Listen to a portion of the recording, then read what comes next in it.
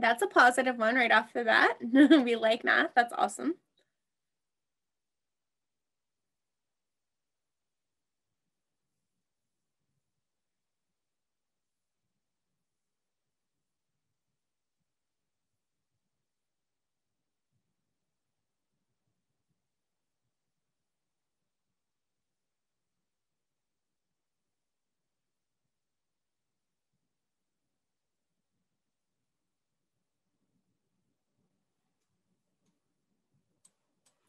All right, thanks so much for engaging in that. I see a variety of different reasons. Some of us, we love math and we feel pretty confident with math and we just want to add some more ideas to our toolkit.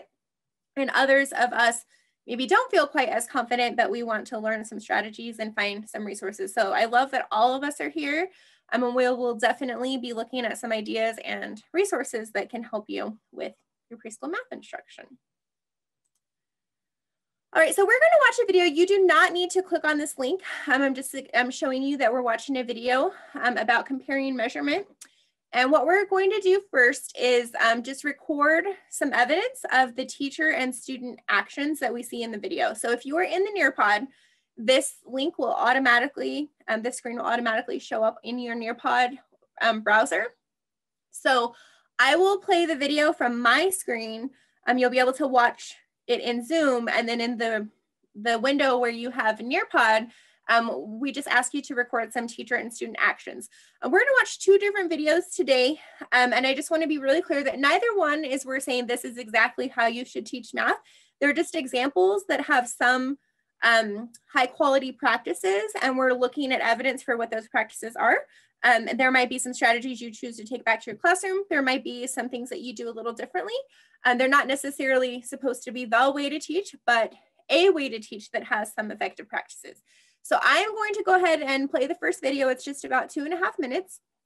And what I'd love for you to do is to record what is the teacher doing? What is the teacher saying or doing during the lesson? And then what are the students doing, saying, engaging in during the lesson? Do I have any questions about our task for right now?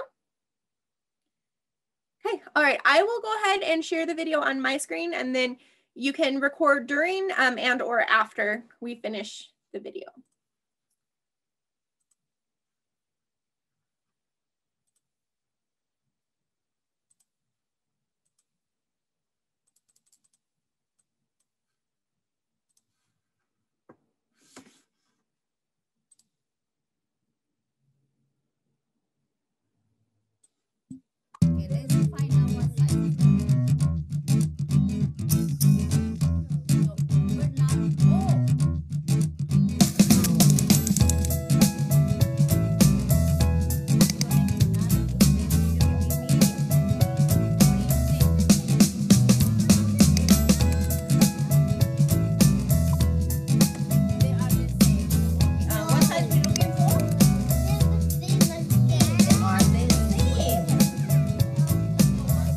What do you think, Caleb? Caleb? Okay, let's see. Caleb is coming and see. It's Marian. Okay, let's see. Okay, look. What did you see? What did you see? How can we solve? Okay, Addison? I think Caleb has to be medium and Joyceanne has to be big. Okay, if we're going to do that, so where can we have Caroline to stand up? In the middle. Natalie needs to go more far away. Oh, okay. Can you ask Natalie? Okay, No, where you work? Natalie. She needs to be, okay. Now, what do you think? What do you see? But we're the same. Look. You're the same height, so do we solve the problem? I think I have to be big. No. So if you, okay, let's stand up, Addison. They already big. Let's see. They already big, okay, so where will you stand up? Well, so who is going to sit?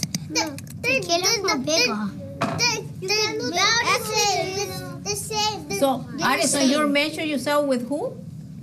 With, okay, so then, are you taller than, are you bigger than, Look.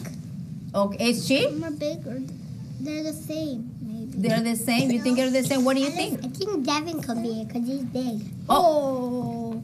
Devin, would you like to try? They want to see how, okay. Dude, she's more bigger than Joseph. Okay, let's see. Oh my gosh. yes. Oh my gosh. So who's gonna stay for Devin big? is more bigger. Oh my gosh. Yes. Okay, let's okay, who's gonna sit down? Raise your hand, who's gonna sit down? Oh, Addison and Joyce. so how many girls sit down? 2. Two. Thank you, Joyce. Now let's see. Where would you stand up, Devin? Let's see. She's more big. Okay. Are you agree? Are you okay now? Okay. Oh yeah, he's more big. Okay. Then let's give it a big hand to the kids. Thank you. Okay, let's have a sit.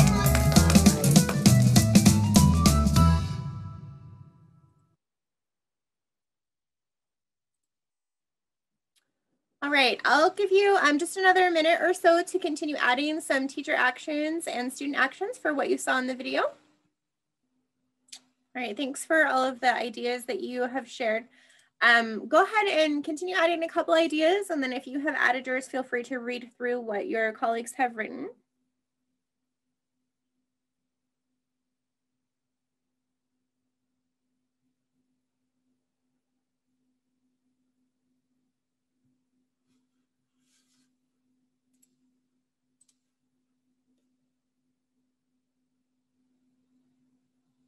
All right, let's go ahead and summarize what we saw. Like in general, how would we describe like what the teacher was doing and what the student was doing?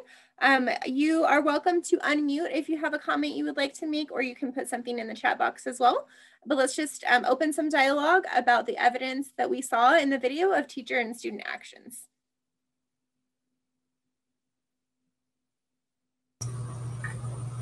I really liked how she had the kids engaged the whole time throughout it. So they were all engaged. They were seeing new things and learning math in a different perspective without just looking at numbers and stuff. They were looking at their heights and stuff. Right. Yeah.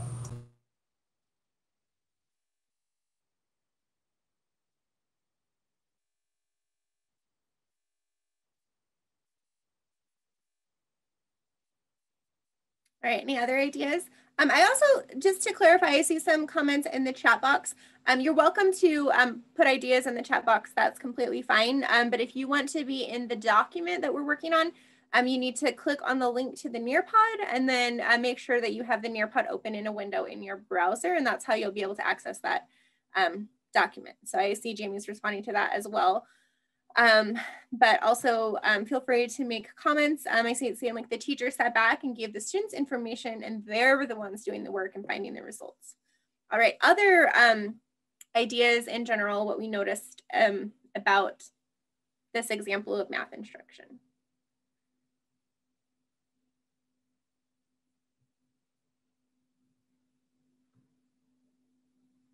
Okay, all right, we are going to move on to looking at some clearly defined practices for effective teaching in preschool math. So these are adapted from national practices from a resource called Principles to Actions from the National Council of Teachers of Mathematics.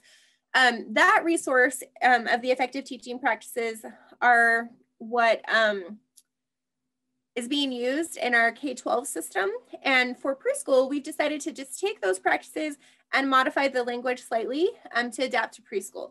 So I'll give you a second just to look through this handout and look at what are the effective teaching practices that have been defined in alignment with the National Council for Teaching of Mathematics. I'll give you a second to look at them on your own, and then we'll share out just what we notice about the practices in general, and then how they related to the sample instruction we just saw. All right, and again, you're welcome to unmute or add something to the chat box. What do we notice about these practices? So the one bullet point that says allow students to experience productive struggle, not frustration, by assisting and guiding without immediately providing answers. I feel like it's important, and I'm not the best at it, to allow the question to be asked and then allow them to think, because sometimes they are trying to process what we've said and we think, well, they should know the answer, and we only give them like 3 seconds to answer. So having that awkward pause, I think, is important, but I did not realize it was one of the standards. Great, thank you. Yeah, and in the K-12 standards, it's just called like productive struggle. But we felt like for preschool, it was important to explain like a little bit what that meant because we don't want it to be frustrational, but productive, right? Awesome. Okay, other ideas or things that stand out to you about these practices? All right, I see some comments in the chat box. Making connections to the goals, like how clear the goals were in the example video. And then also building understanding over time, really taking things one step at a time, helping students gain that understanding, not expecting it to be like a one and done type lesson. Okay, all right, awesome. Thanks for sharing with that. We are going to watch another video and you're going to record evidence of those teaching practices. And each breakout group will be specifically assigned to a teaching practice. So this is the video we're watching, exploring numbers with counting collections. You do not need to click on it. I will share it from my screen. And then this is the document that we will be working in for the evidence of effective teaching practices. So we are going to watch the video whole group, and then you'll go to your breakout group and have an opportunity to record evidence of a specific teaching practice. But I'm wondering, Jamie, is there a way that we can like set up the breakout group so everyone knows which group they're in? So when we come back and watch the video, they can know exactly what they're recording evidence of. And then when we go back to the breakout groups, they'll have more time to have the conversation. Shannon, will they be able to see this room when they're in the, or this document when they're in the breakout rooms? If they're in Nearpod, yes. Okay. If they're in Nearpod, it will still be there. So the idea is that we'll watch the video whole group. You can start recording a few things and then you'll go to your breakout group to finish the evidence and have a conversation about a specific teaching practice. But before we watch the video, I would just like everyone to know what group they're going to be in. So is there a way we can set them up, like send an invitation and pull them right back so they can see which number to look for? Hopefully, yes. Okay. Okay, so you're going to get an invitation. Your goal right now is just to see the room number, if you're room 1, room 2, room 3, all the way through room 8. So you'll know that's the practice you're specifically looking for evidence for. Of course, it's okay to look for evidence in general of all the teaching practices, but when we focus on one specifically, we can get like some more detailed evidence. All right, so you should see an invitation on your screen. And you don't necessarily have to join it. You can say later, but just know that is the room that you'll be in.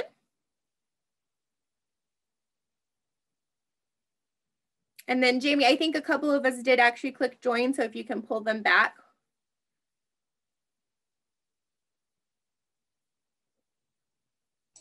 It's giving them the 60-second countdown. That's Shannon. Totally fine. Okay.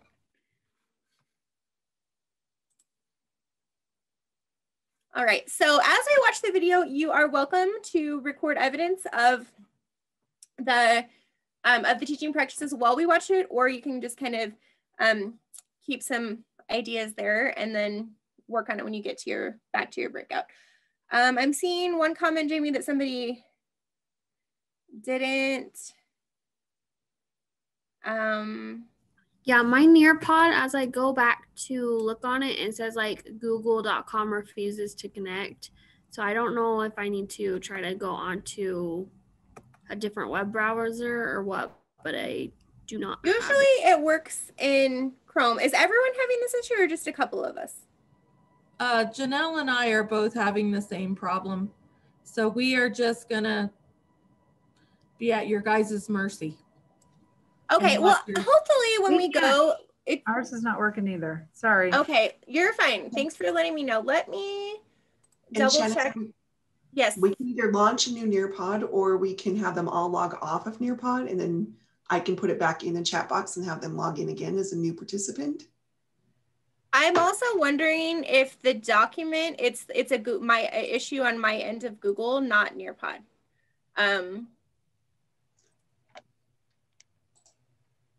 See, does it give you access now? Like click the little refresh circle and then see if it gives you access now. Okay, I think it was my issue. I didn't, I forgot to share that document in Google. Now. Okay, okay, thanks for letting us know. Okay, so if you're in Nearpod, you should be fine in Google. It was a mistake on my end that I forgot to share that document. So you should be able to be there now. And like I said, feel free to record evidence now or just to watch the video and keep track of some of it in your head or on a note pad. And then when you get to your breakout group, you'll have a pretty in-depth conversation about your teaching practice. All right.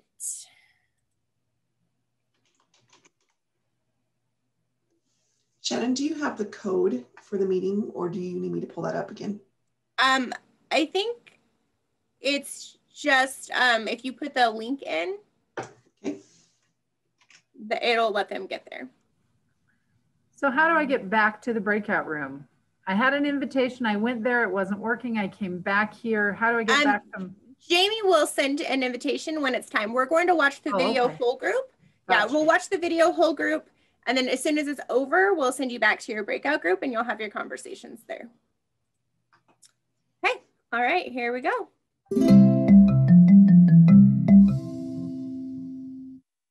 My name is Natalie Gaxiola. I'm a preschool teacher and I work at Felton State Preschool.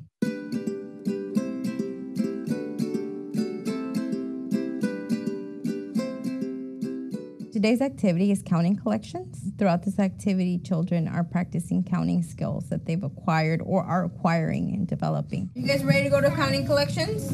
Yes, okay, go ahead and walk to your table, get your chair. In today's activity, my co-teacher, Nidia Muñiz, and I give children these little bags full of manipulatives. Each one has its own quantity. And the first task is to tell me how much you have in your collection. All right, Leo, can you count for me? If you want to count it, you're gonna do this. Do this. So children take them out, organize them, and count them. 5, 6, 7, 8, 9. How many do you have? Yeah. 9. Ms. Muñiz and I are observing the children, and based on what they're doing, we ask follow-up questions. Right. Which of your group has the most? I'm done teaching. The purple? How do you know has more?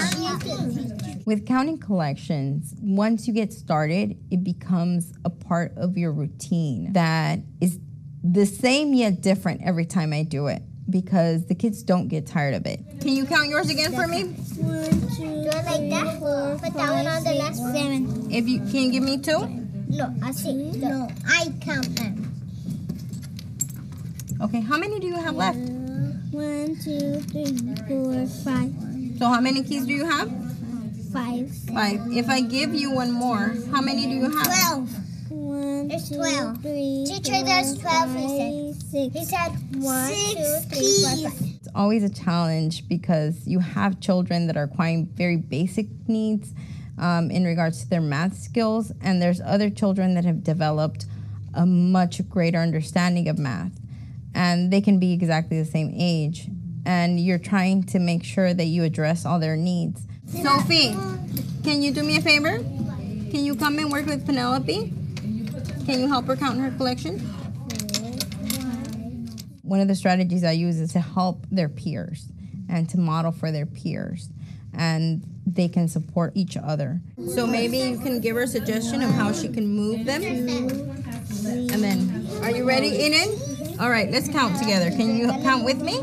After that, we give them a piece of paper and we ask them to represent their collection. And on each paper, the goal is that the children show us how many objects they had in their collection now on paper. He said 1, 2, 3, 4, 5. But he said it like that. He counted really fast. Did he count accurately?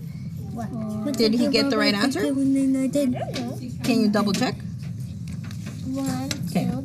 Can you represent for me? 5, 6, 7, 8, 9, 10, 11, 12. Was Jareth correct? Yes, he was. How many do you have? 12. Can you double check and make sure you have 12 tallies representing the 12 spoons? 12.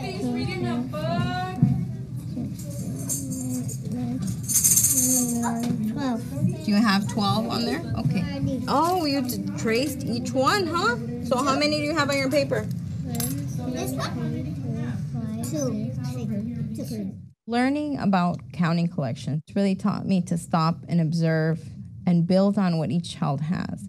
And it's taught me that not all skills come in a certain order. I've learned that these skills are being acquired as they are learning. And all these skills come at different times and in different orders. So I don't limit the kids. I give them these objects and let me see what they can do.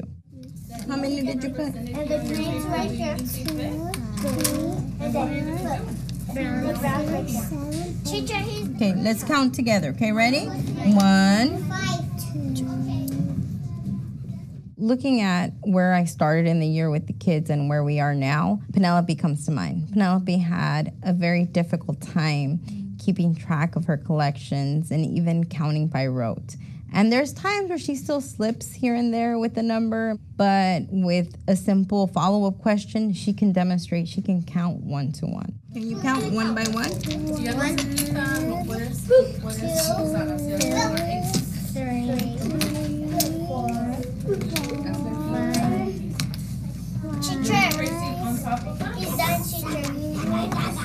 teacher, she's done. How many do you have? 7. You had 7 cubes. Thank you, Penelope. She's come a long way. She's one of the younger kids in our class. So to see her develop that way is amazing. Yes.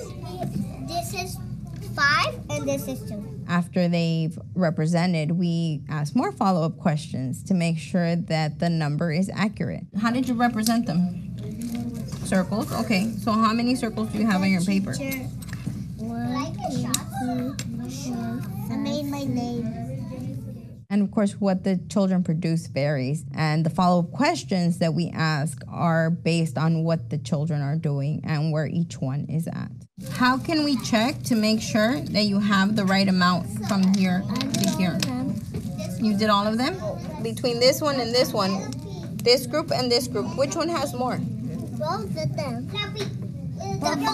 Both. So that means they're tied, right? It's the same amount, so they're equal. I've applied a lot of the things that I've learned through counting collections into my teaching just in general. But I think that the biggest thing that I've taken away is that there is no limit, there is no place to stop. As long as I do it consistently and continue to ask follow-up questions, the kids are engaged. And if they're engaged in something, you get to learn so much from them.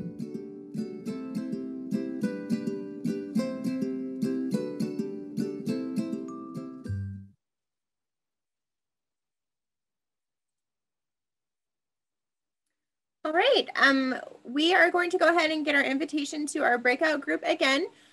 When you get your invitation, it will say your invitation to room 1, room 2, room 6.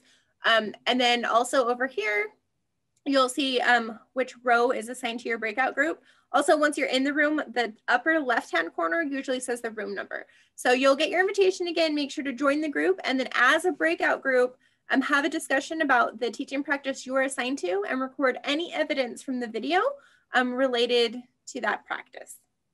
And we'll have about 7 minutes or so. All right, thank you so much for your conversations. I wasn't able to get to all the breakout groups, but I loved watching like your notes come in the Google Doc. We will, for sake of time, not go through all of your notes, but just give a second for us to kind of just glance at what we saw. So if you engage with your group, kind of just take 1 minute to glance at what some of the other groups wrote for the other teaching practices. I see lots and lots of evidence in all of them.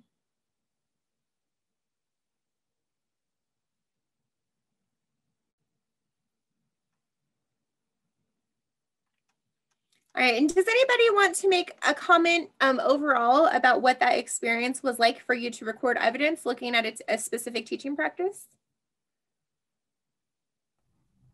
I actually have never heard of counting collections and this activity, and I was like, oh my goodness, like my whole reason for doing this room was to find out more ways to implement math in it because I didn't feel like we're doing it as much. So I think I'm going to implement these into like our small groups and allow the kids to be able to count and have fun with manipulatives. Great, awesome. I love how a lot of us, we're talking about like the counting collection specific is an activity we want to take back, but then also how an activity like the counting collections really hones in on these practices where students are doing the thinking, teachers are asking the questions. So awesome. I'm glad that most of you are finding it to be useful. We have 5 minutes left, so we are not going to, I guess we'll do this question, and then I'm just going to really briefly show you some resources that are available. We won't have time to dive into them. I'll let you know that they're there, and then you'll have access to the slides after the fact if you want to go look at them more in depth. And I do have more videos I'll be sharing as well. So let's just take about 30 seconds to answer this question. In what ways did the preschoolers act as mathematicians in the video? Or in what ways do preschoolers act as mathematicians in your classroom? We'll just take a couple seconds to answer that.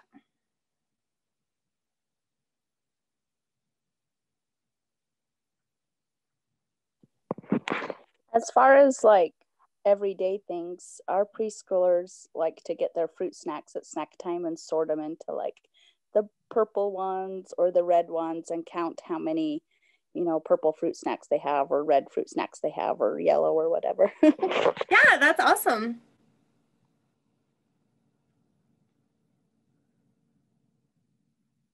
All right, I see some great things coming in on the Nearpod.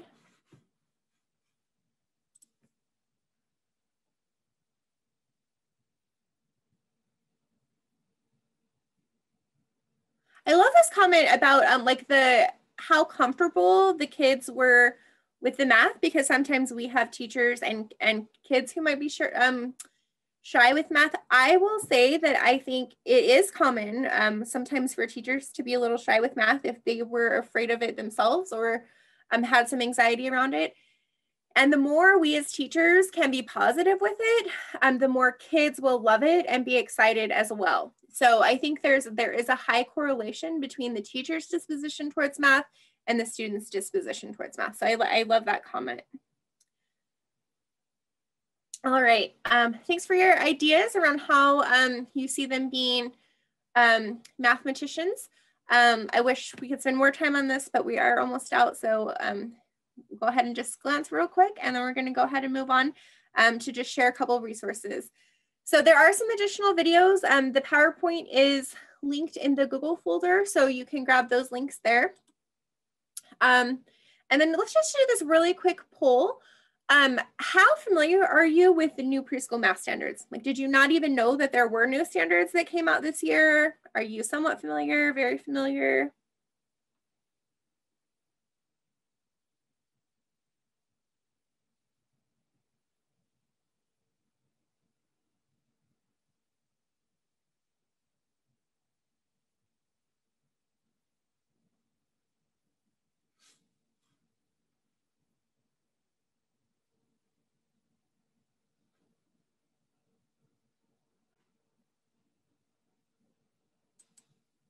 All right, we are all over the board. So some of us are pretty familiar, some of us are not. So I'll just quickly show you some resources. There's a link to the new math standards. There's a PDF on the state board's website. Again, these will be included in the resources, so you can grab them there. They're also linked on UEN, so you can grab the standards with some resources there.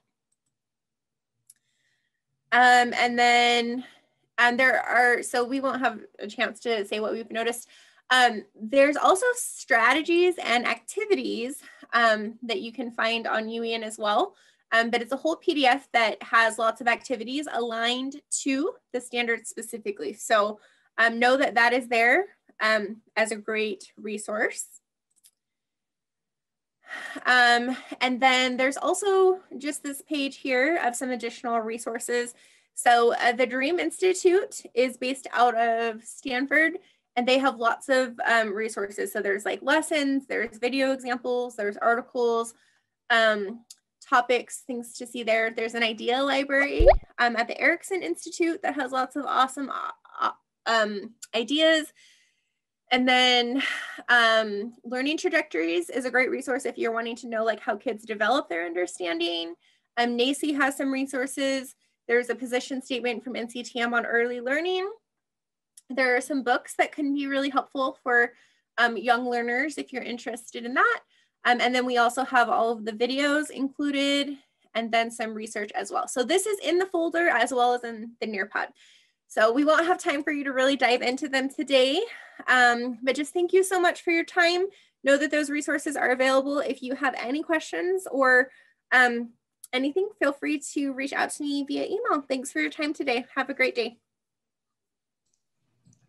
Thank you so much, Shannon. And then I just wanted you guys to know, if you are planning to stay in this Zoom room for breakout session 2, I'm going to be putting you in the waiting room just so that that presenter can get set up for a minute. If you do need to join another link, please do so. And we'll see you all at 11:10.